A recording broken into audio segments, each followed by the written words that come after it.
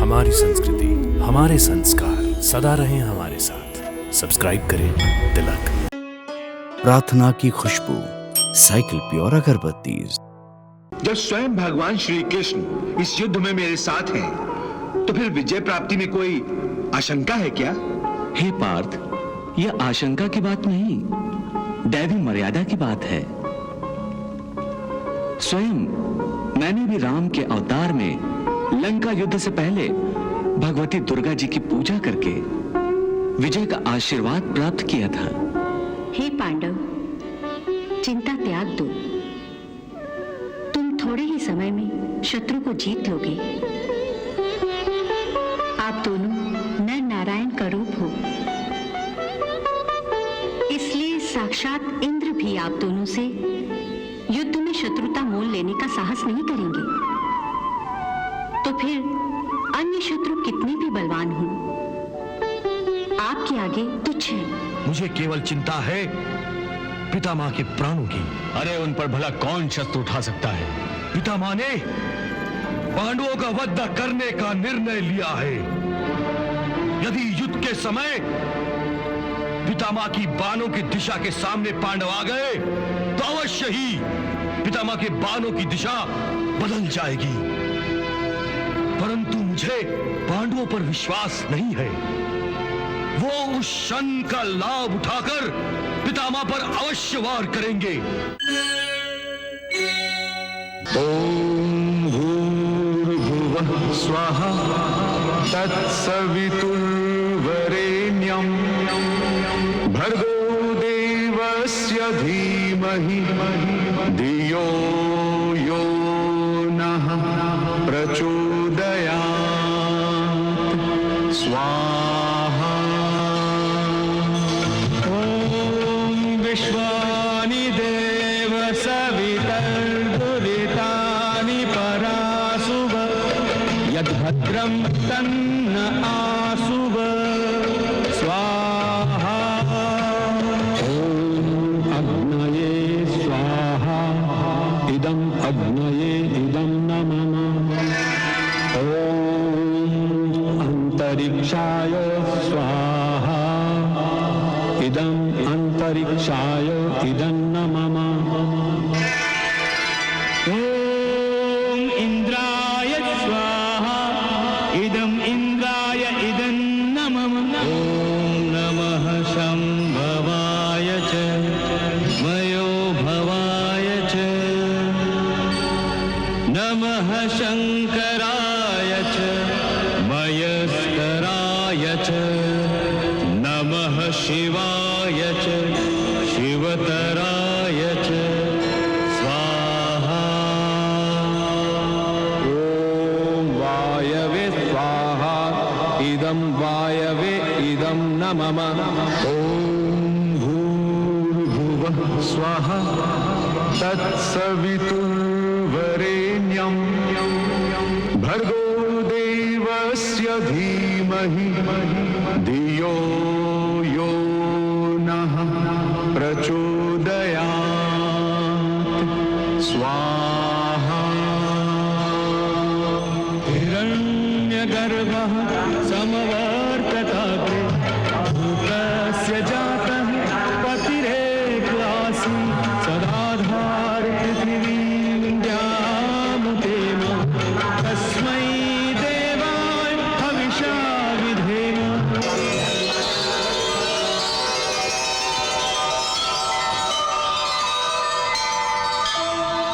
ओम पूर्णमदः पूर्णमिदं पूर्णात् ठहरो पार्थ,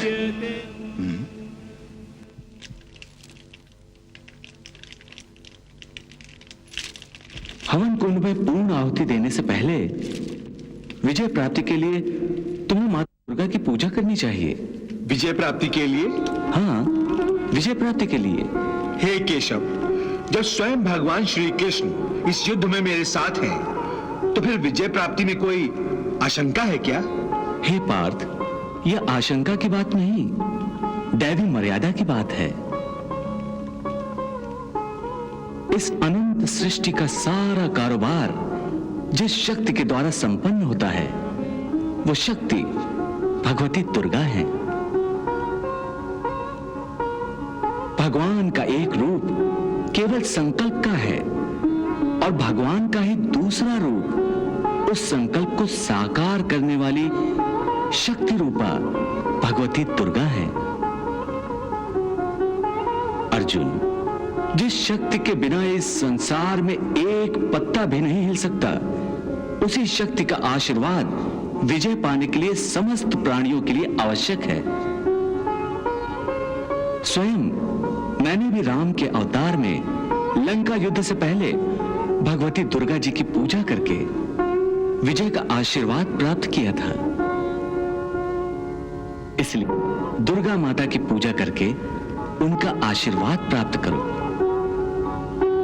वो सदार्थ चित्ता है, अपने सच्चे भक्तों पर जल्दी ही प्रसन्न हो जाती हैं। वो महादुर्ग प्रशमनी और महाभय विनाशिनी हैं। उनके 9 नामों का उच्चारण करने से ही वो प्रसन्न हो जाती हैं। इसलिए मन में उनके 9 दुर्गा रूपों को धारण करके उनसे विजय का वरदान मांगो।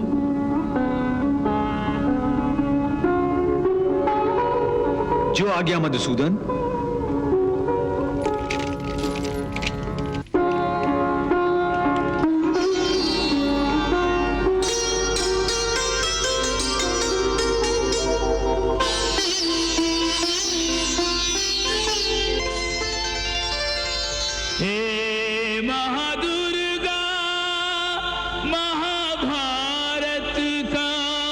महासमर मस्तक पे खड़ा है, महाबलियों के इस मेले में योद्धा एक से एक बड़ा है।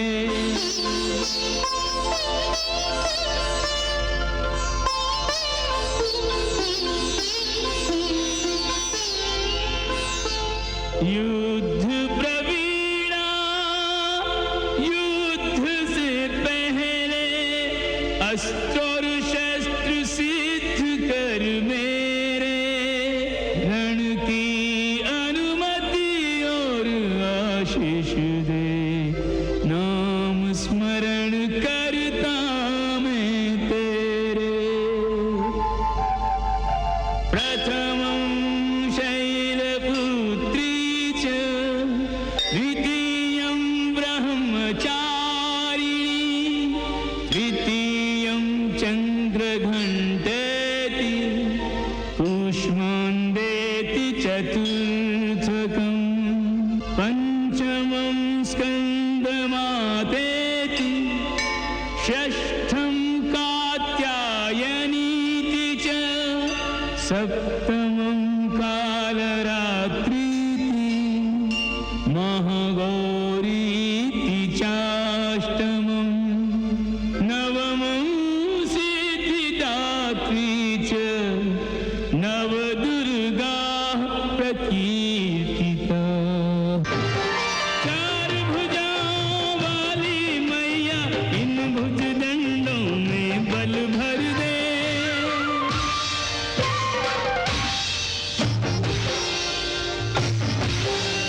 धर्म क्षेत्र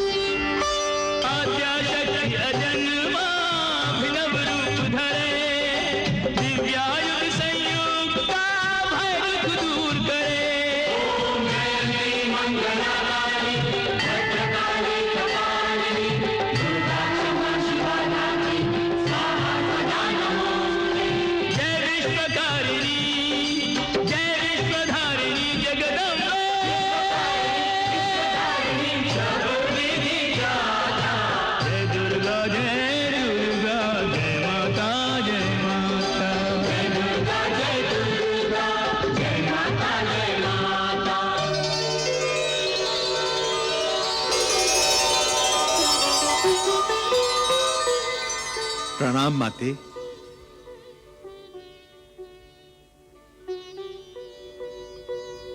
हे अर्जुन, मैं तुम्हारी भक्ति से प्रसन्न हूं। मांगो, तुम्हें मुझसे क्या वर चाहिए? हे मां दुर्गे, हे शत्रु संहारिणी, मुझे इस धर्म और अधर्म के युद्ध में धर्म के शत्रुओं का संहार करने की शक्ति प्रदान कीजिए। मां, मुझे विजय श्री का आशीर्वाद दीजिए। हे देवी, आप मेरे सखा अर्जुन पर कृपा करें।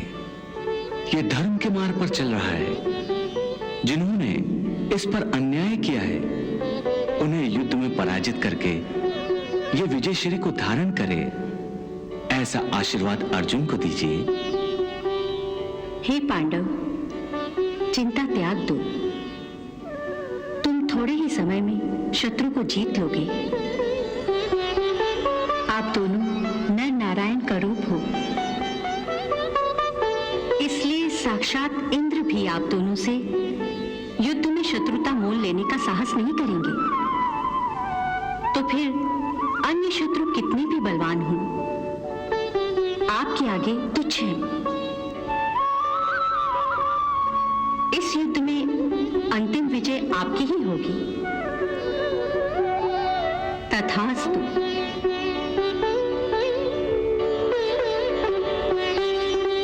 यम यम चिंतयते कामं तं तं प्राप्नोति निश्चितम्।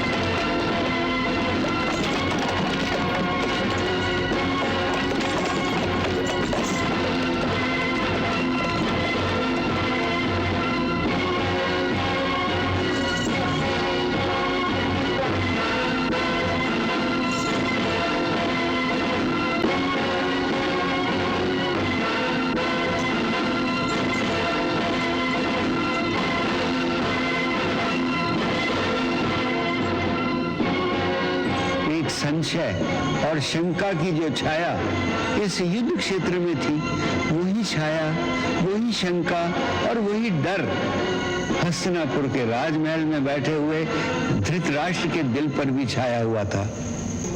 वो भी चिंतित थे कि इस युद्ध का परिणाम क्या होगा, कौन जीतेगा, कौन हारेगा, कौन जीवित लौटेगा और कौन वापस घर नहीं आएगा। इसी आशंका में घिरे हुए महाराज धृतराष्ट्र ने संजय से पूछा, धर्म क्षेत्रे कुरुक्षेत्रे संवेता युयुत्सवा मामका पांडवाश्चैव किम कुर्वत संजय। हे संजय, कुरुक्षेत्र जो धर्म क्षेत्र भी है, वहां युद्ध करने की इच्छा से इकट्ठा हुए मेरे पुत्रों और पांडु पुत्रों ने क्या क्या किया, ये तुम मुझे बताओ।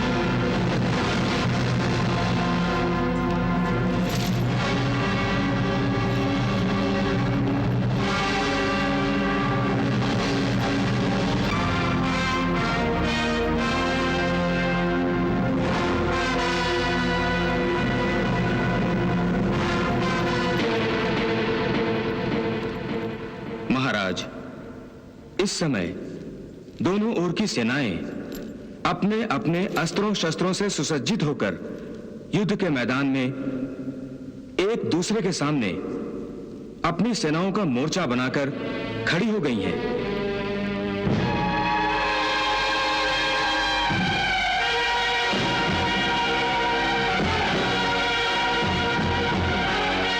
दोनों ओर की सेनापतियों ने अपने अपने व्यू की रचना बना के अपनी अपनी सेनाओं को मोर्चा बना लिया है।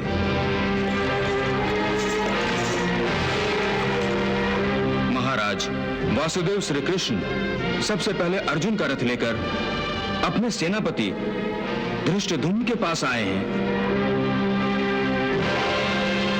प्रणाम द्वारिकाधीश। विजयी भव। प्रणाम पार्थ। प्रणाम सेनापति। हे अर्जुन, मुझे पूर्ण विश्वास है कि तुम अपने पराक्रम से इस महायुद्ध में पांडवों को विजय प्राप्त करवाओगे। हे सेनापति, कृपया आपके द्वारा रची इस व्यूह रचना में मुझे अपना स्थान बता दीजिए। हे अर्जुन, मेरी इस व्यूह रचना का मुख्य उद्देश्य सम्राट युधिष्ठिर की रक्षा करते हुए कौरवों से युद्ध करना है। इसलिए बलि भीम को मैंने सम्राट के बाईं ओर खड़ा किया है और तुम सम्राट के दाईं ओर रहोगे तथा नकुल और सहदेव पीछे से मोर्चा संभालेंगे। हे अर्जुन, कौरवों के बाणों के तीव्र प्रवाह को रोकने का दायित्व तुम्हारा होगा। जो आज्ञा सेनापति।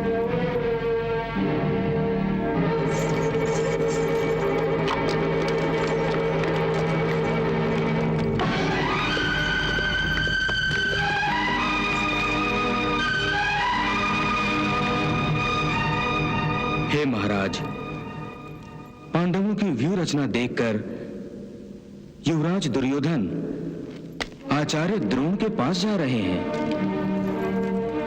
प्रणाम आचार्य। हे गुरुवर, मुझे इस युद्ध के निर्णय की तनिक भी चिंता नहीं है।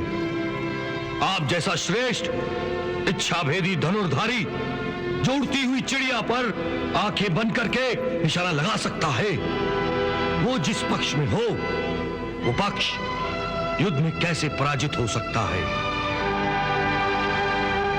गुरुवर, मुझे केवल चिंता है पितामह के प्राणों की। हां गुरुवर, पितामह के प्राणों की। पितामह के प्राणों की? अरे उन पर भला कौन शस्त्र उठा सकता है? यही हमारी भूल है गुरुवर। पितामह ने पांडवों का वध करने का निर्णय लिया है। यदि युद्ध के समय पितामह की बाणों की दिशा के सामने पांडव आ गए तो अवश्य ही पितामह के बाणों की दिशा बदल जाएगी। परंतु मुझे पांडवों पर विश्वास नहीं है। वो उस क्षण का लाभ उठाकर पितामह पर अवश्य वार करेंगे। हाँ गुरुवर, अवश्य वार करेंगे। यही मैं कहने आया था। गुरुवर, आप और पितामह जब तक मेरे पक्ष में हैं, मुझको कोई हरा नहीं सकता, कोई हरा नहीं सकता।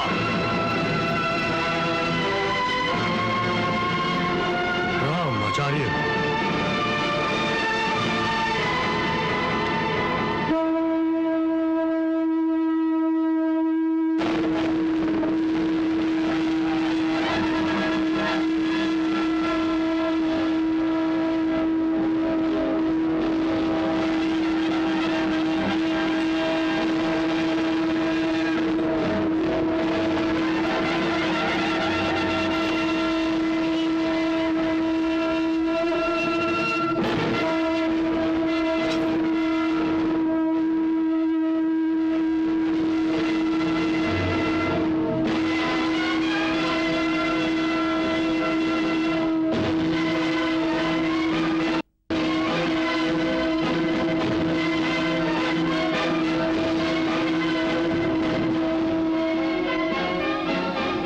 संजय, तो क्या युद्ध की घोषणा हो गई?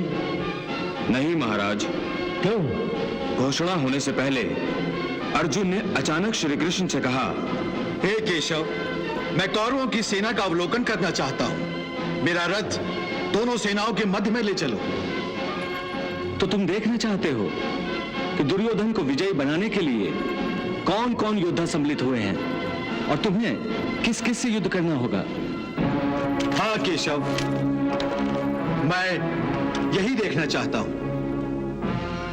चलो, मेरा रथ दोनों सेनाओं के मध्य में ले चलो।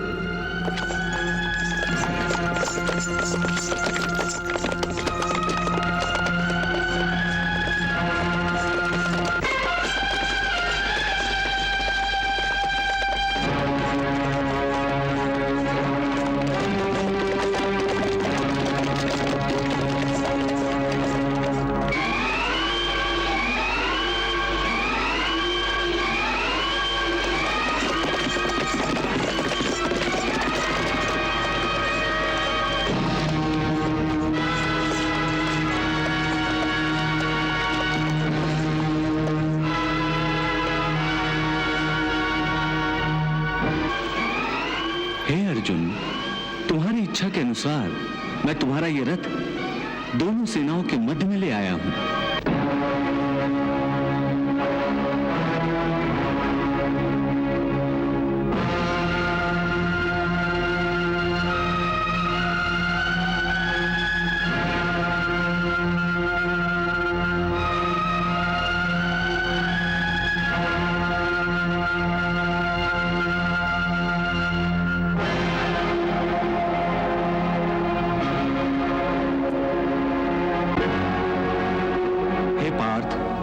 कौरवों की सेना की ओर देखने से पहले एक बार तुम अपनी सेना की ओर देख लो।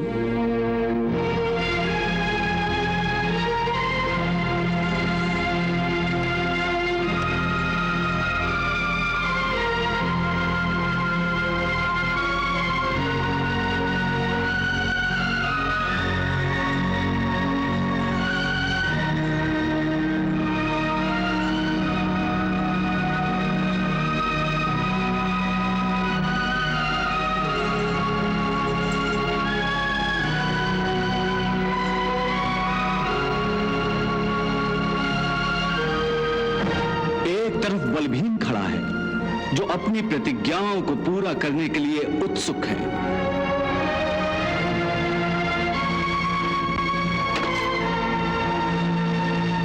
सेना के मध्य में तुम्हारे ज्येष्ठ भ्राताश्री धर्मराज युधिष्ठिर हैं और उनके बाएं और दाएं नकुल और सहदेव।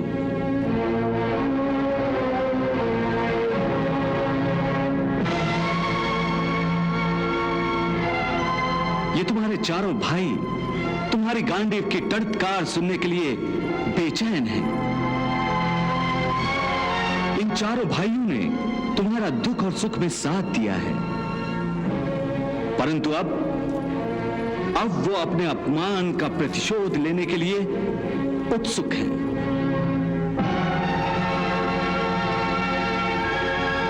और वो देखो, तुम्हारा अपना पुत्र अभिमन्यु, जो नवी नवेली दुल्हन उत्तरा को आशंकाओं के घेरे में अकेले छोड़कर रणभूमि पर खड़ा है।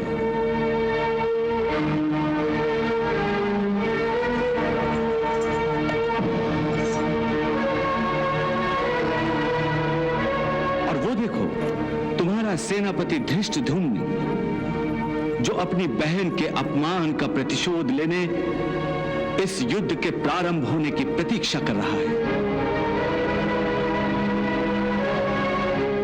और अब तुम शत्रु की सेना की ओर देखो। सेना के अग्र में खड़े हैं पितामह भीष्म, पांडवों के और तुम्हारे सबसे बड़े शत्रु।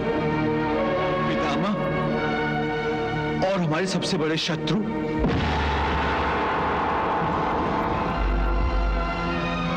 हाँ पार्थ, क्या तुम नहीं जानते? पितामह जैसा धनुर्धारी इस त्रिलोक में दूसरा और कोई नहीं है। पितामह ने परशुराम जैसे अलौकिक धनुर्धर को भी परास्त किया है। केवल उनके शौर्य और पराक्रम पर ही दुर्योधन ये युद्ध कर रहा है। पितामह कौरवों की विजय का आश्वासन है। पितामह पर कोई विजय नहीं प्राप्त कर सकता। यदि तुम्हें पांडवों को विजयश्री की माला पहनानी है तो हे अर्जुन, तुम्हें पितामह भीष्म का वध करना होगा। पितामह का वध? हर स्थिति में उनका वध करना होगा। हां धनंजय, केवल पितामह ही नहीं, अब तुम अपने दूसरे महाशत्रु को देख लो। आचार्य द्रोण, तुम्हारे गुरुदेव।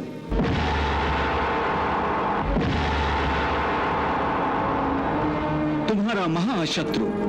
ये तुम क्या कह रहे हो केशव? गुरु द्रोणाचार्य और हमारे महाशत्रु? पार्थ, जो शत्रु पथ पर खड़े हैं उन्हें शत्रु नहीं तो और क्या कहा जाता है? पार्थ, अब वो तुम्हारे मित्र नहीं, वो तुम्हारे गुरु थे, परंतु अब वो तुम्हारे महाशत्रु हैं, क्योंकि वो तुम्हें परास्त करके कौरवों को विजय दिलाने के लिए रणभूमि में उपस्थित हैं। हे पार्थ, तुम तो जानते ही हो, पितामह भीष्म जैसे आचार्य द्रोण भी अजेय हैं। जब तक उनके हाथों में अस्त्र है, तब तक त्रिलोक का कोई भी महावीर उन्हें परास्त नहीं कर सकता। जब तक ऐसे महाशत्रु का तुम वध नहीं करोगे, तब तक पांडव विजय नहीं होंगे। और उनकी दाईं ओर युवराज दुर्योधन, जो तुम्हारे भैया भीम की भांति गदा युद्ध में सर्वश्रेष्ठ है। हे कौन्तेय, यदि तुम्हें पांडवों को विजयी बनाना है तो तुम्हें इन सब का वध करना होगा। वध? इन सब का वध? हां, इन सब का वध। यदि तुम इन सब का वध नहीं करोगे तो ये सब तुम्हारा वध कर देंगे, क्योंकि कौरव ये भली भांति जानते हैं कि यदि उन्हें इस युद्ध में विजय प्राप्त करनी है तो उन्हें सर्वप्रथम अर्जुन का वध करना ही होगा। यही युद्ध भूमि का नियम है। यहां वीरों का स्वागत फूलों की माला से नहीं, बाणों से किया जाता है। यहां शत्रु से प्रेम नहीं, उन पर प्रहार किया जाता है। इसलिए इससे पहले कि ये सब तुम्हारा वध कर दें, तुम्हें इन सब का वध करना होगा। मुझे अपने इन ज्येष्ठों का वध करना होगा? पितामह, गुरु द्रोणाचार्य, कृपाचार्य, अश्वत्थामा, मुझे इन सब का वध करना होगा।